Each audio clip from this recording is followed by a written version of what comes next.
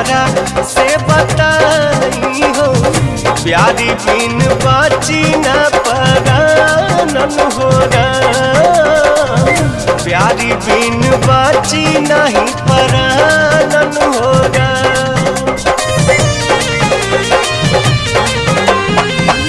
समझत न